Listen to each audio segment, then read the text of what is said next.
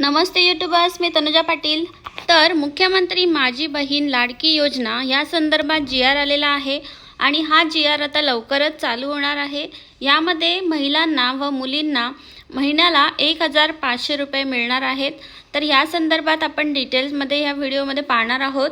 तर जे जी.आर. आहे त्यामध्ये अटी ज्या आहेत त्या कोणत्या आहेत, फॉर्म केव्हापासून चालू होणार आहे, त्याची लास्ट डेट कुठली असणार आहे, त्यासाठी लागणारे डॉक्युमेंट्स कोणते असणार आहेत, कोण पात्र आहे आणि कोणती महिला पात्र नाही आहे, ह्या व्हिडिओमध्ये आपण हे डिटेलमध्ये पाहणार आहोत। तत्पूर्वी तुम्ही जर चॅनलवर नवीन आला आहात तर चॅनलला सबस्क्राईब करून ठेवा। अशाच महत्त्वाच्या व्हिडिओज तुम्हाला ह्या चॅनलवर पाहायला मिळतील। तर बघा, इथे तुम्ही पाहू शकताय, महाराष्ट्र राज्यात मुख्यमंत्री माझी लाडकी बहीण योजना सुरू करण्यास मान्यता देण्याबाबतचा हा 28 जून 2024चा हा जी.आर. आहे। ह्यामध्ये जी महत्त्वाची माहिती आहे ती आपण आता पाहणार आहोत। महिलांचे आरोग्य व पोषण आणि त्यांच्या आर्थिक स्वावलंबनासाठी राज्यात विविध योजना राबविण्यात येत आहेत। महिलांचा श्रम सहभाग पुरुषांच्या तुलनेने कमी आहे, त्यामुळे त्यांच्या आर्थिक स्वातंत्र्यावर परिणाम होतो। ह्या परिस्थितीचा आढावा घेऊन मुख्यमंत्री माझी लाडकी बहीण योजना सुरू करण्याचे प्रस्तावित आहे। ह्या योजनेचा उद्देश जो आहे तो आपण आता पाहणार आहोत। तर बघा, राज्यातील महिला व मुलींना पुरेशा सोयी सुविधा उपलब्ध करून रोजगार निर्मितीस चालना देणे, तसेच त्यांचे आर्थिक सामाजिक पुनर्वसन करणे, राज्यातील महिला स्वावलंबी आत्मनिर्भर करणे, राज्यातील महिलांना व मुलींना सशक्तीकरणास चालना मिळणे, महिलांवर अवलंबून असलेल्या मुलांचे आरोग्य सुधारणे, हे त्याचे उद्दिष्ट आहेत। तर आता योजनेचे स्वरूप काय आहे, त्याची पात्रता काय आहे ते आपण पाहणार आहोत। बघा, योजनेचे स्वरूप: पात्रता कालावधी दरम्यान प्रत्येक पात्र महिलेच्या तिच्या स्वतःच्या आधार लिंक केलेल्या थेट लाभ हस्तांतरित म्हणजेच डायरेक्ट बेनिफिट ट्रान्सफर, त्यांची आधार कार्डला जी काही बँक लिंक असेल त्या बँकमध्ये डायरेक्टली ही अमाऊंट ट्रान्सफर होणार आहे। म्हणजेच दर महिन्याला 1500 रुपये ही जी रक्कम आहे ती त्यांच्या बँक खात्यामध्ये जमा होणार। तसेच केंद्र राज्य शासनाच्या अन्य आर्थिक लाभाच्या योजनेमध्ये समजा 1500 रुपयापेक्षा तुम्हाला कमी रक्कम मिळत असेल तर ह्या रकमेस ती महिला जी आहे ती पात्र राहणार आहे। तर बघा, योजनेचे लाभार्थी कोण असणार आहेत, तर महाराष्ट्र राज्यातील 21 ते 60 या वर्ष वयोगटातील, म्हणजे ज्यांना 21 वर्षाचे वरील आहेत आणि 60च्या आतमध्ये आहेत अशा महिला, विवाहित असतील तरीसुद्धा चालेल, अविवाहित असेल तरीसुद्धा चालेल, त्यामध्ये विधवा, तसंच घटस्फोटित महिला, परित्यक्त्या आणि ज्या निराधार महिला आहेत अशा महिला ज्या आहेत ह्या योजनेचा लाभ घेऊ शकतात। तर आता योजनेच्या लाभार्थ्याची जी पात्रता आहे ती आपण पाहणार आहोत, नक्की कोणाला हा लाभ घेता येणार आहे। तर पात्रतेमध्ये बघा, लाभार्थी महिला जी आहे ती महाराष्ट्र राज्याची रहिवासी असणे आवश्यक आहे, म्हणजे ती महाराष्ट्रामध्ये राहणारी असायला हवा, तिचा जो काही आधार कार्ड असेल, जे काही डॉक्युमेंट्स असतील ते महाराष्ट्रामधले असायला हवेत। त्यानंतर दुसरा पॉईंट जो आहे, राज्यातील विवाहित, विधवा, तसेच घटस्फोटित, परित्यक्त्या आणि निराधार महिला, ठीक आहे, ह्या लाभार्थ्यासाठी पात्र असणार आहेत।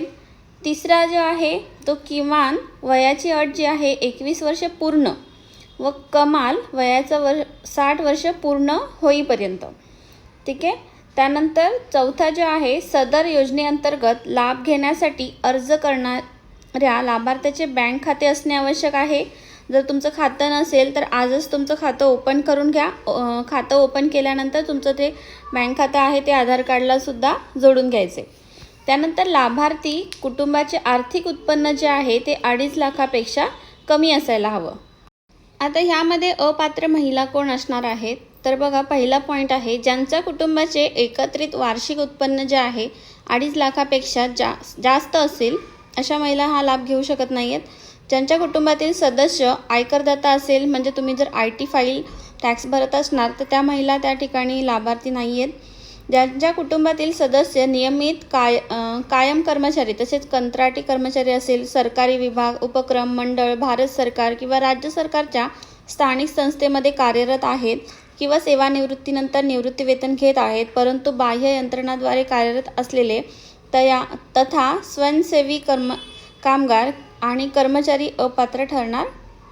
चौथा पॉईंट बघा, सदर लाभार्थी महिलेने शासनाच्या इतर विभागामार्फत राबवण्यात येणाऱ्या आर्थिक योजनेद्वारे 1500पेक्षा जास्त लाभ घेत असेल तर ही अपात्र राहील। ज्यांच्या कुटुंबातील सदस्य विद्यमान किंवा माजी खासदार आमदार आहेत ती अपात्र राहणार. त्यानंतर ज्यांच्या कुटुंबातील सदस्य भारत सरकार किंवा राज्य सरकारच्या बोर्ड, कॉर्पोरेशन, बोर्ड, उपक्रम अध्यक्ष, उपाध्यक्ष, संचालक, सदस्य आहेत अशा महिला अपात्र राहणार. ज्यांच्या कुटुंबातील सदस्यांची संयुक्तपणे 5 एकरपेक्षा जास्त शेतजमीन आहे त्या महिला अपात्र राहणार. ज्यांच्याकडे 4 चाकी वाहने, ट्रॅक्टर सोडून इतर वाहन जर नावावर असेल तर ती महिला अपात्र राहणार. यासाठी कोणकोणते कागदपत्र लागणार आहेत तर इथे बघा 8 कागदपत्र एकूण दिलेले आहेत ते आपण आता पाहणार आहोत. तर पहिला आहे योजनेच्या लाभासाठी ऑनलाईन अर्ज करायचा आहे. दुसरा लाभार्थीचे आधार कार्ड असणे गरजेचे आहे. तिसरा जो आहे महाराष्ट्र राज्याचे अधिवास प्रमाणपत्र, महाराष्ट्र राज्यातील जन्म दाखला. चौथा आहे सक्षम प्राधिकारी यांनी दिलेले कुटुंब प्रमुखाचा उत्पन्नाचा दाखला. वार्षिक उत्पन्न जे आहे 2.5 लाखापेक्षा कमी असणे गरजेचे आहे. पाचवं आहे बँक खाते पासबुकच्या पहिल्या पानाची छायांकित प्रत. त्यानंतर 6वं आहे पासपोर्ट आकाराचा फोटो. 7वं आहे राशन कार्ड. 8वं आहे सदर योजनेच्या अटी शर्तीचे पालन करण्याबाबतचे हमीपत्र. हे डॉक्युमेंट्स जे आहेत असे 8 प्रकारचे डॉक्युमेंट तुमच्याकडे असणे गरजेचं आहे. बघा तर लाभार्थ्याची निवड जी आहे कशा पद्धतीने होणार आहे ते आपण आता पाहणार आहोत. तर लाभार्थी निवड जी आहे मुख्यमंत्री माझी लाडकी बहीण योजनेच्या लाभार्थ्याची पात्रता जी आहे अंगणवाडी सेविका, पर्यवेक्षिका, मुख्य सेविका, सेतू सुविधा केंद्र, ग्रामपंचायत, ग्रामसेवक, वॉर्ड अधिकारी यांनी खातरजमा करून ऑनलाईन प्रमाणित केल्यानंतर लाभार्थ्याचा अर्ज सक्षम अधिकारी यांच्याकडे सादर करण्यास सक्षम राहील. ठीक आहे, म्हणजेच हे जे आहे त्यांच्याकडनं तुमचे डॉक्युमेंट्स पूर्ण व्हेरीफाय केले जाणार. त्यानंतर पात्र आहेत की अपात्र हे त्यामध्ये ठरवलं जाईल. त्यानंतर हा अर्ज जो आहे पूर्णपणे तुम्ही ऑनलाईन भरायचा आहे. तुम्ही मोबाईल ॲपमध्ये किंवा सेतू सुविधा केंद्रामध्ये जाऊनसुद्धा हा फॉर्म भरू शकताय. बघा फॉर्म भरण्यासाठी कुठल्याही प्रकारचे ऑनलाईन चार्ज नाही आहेत. हा पूर्णपणे फ्री फॉर्म आहे.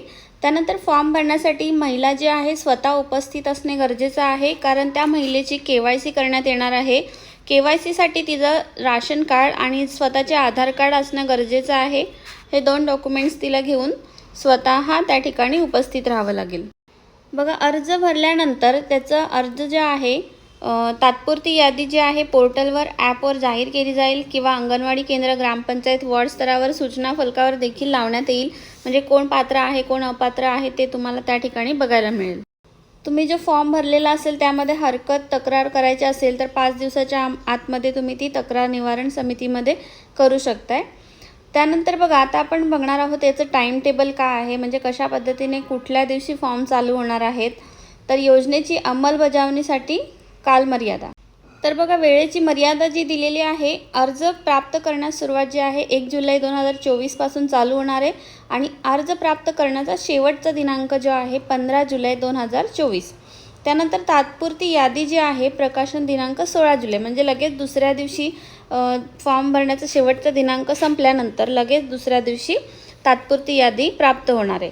त्यानंतर तक्रार जी आहे किंवा ना हरकत प्राप्त करण्याचा कालावधी जे आहे तो 16 जुलै ते 20 जुलैपर्यंत राहणार आहे. तर इथे तारखा ज्या आहेत दिलेल्या आहेत. याचा GR जो आहे तुम्हाला व्हिडिओच्या डिस्क्रिप्शन बॉक्समध्ये बघायला मिळेल. व्हिडिओ आवडली असेल तर जास्तीत जास्त शेअर करा. धन्यवाद.